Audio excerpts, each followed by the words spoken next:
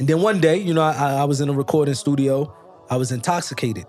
Like I was drinking, you know, I was just American culture. This is what we do. We get drunk, you know? So I was drinking, and I got into a fight with my brother, my little brother, and it was a Muslim, American Muslim, Black American Muslim, who stopped the fight, you know? And then he asked me, what's your name? I said, my name is Muta, you know, because my parents gave me the name Muta. And he was like, that sound like a Muslim name. Are you a Muslim? I just said, yeah, I'm a Muslim. I was drunk. I said anything. I just wanted him to stop talking to me. And then he was like, well, I'm a Muslim. And I want to invite you to the masjid and this and this and that. And he gave me his number, and I gave him my number. And he would call me consistently like, are you going to come to the mosque? Are you going to come to the mosque? And remind you, I thought Muslims killed my mother and father. So the last place I want to go to is a mosque.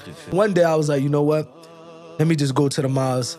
I took a gun, put it into my waist. True story. I called my friends, like 20 of us.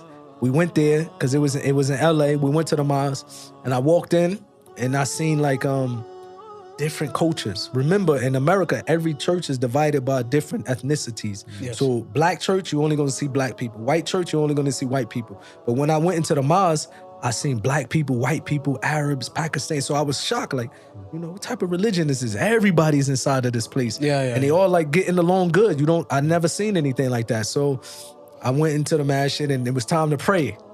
He was like, you should pray with us. And I was like, I don't even know how to pray. Like, he was like, no, just do whatever you see us do. But when you put your face on the floor, you praying to God. So whatever you want, just ask God. Yes. And at this particular time of my life, I was very successful from music. I had houses, I had brand new cars, I had a lot of money. But at that time of my life, I was the most depressed, unhappy. I was very unhappy. And before I went to the mosque, every night I would go, and I remember sometime I would fall asleep thinking like, why I'm not happy? But I'm like, I don't know why I'm, like, deep in my heart, I'm sad.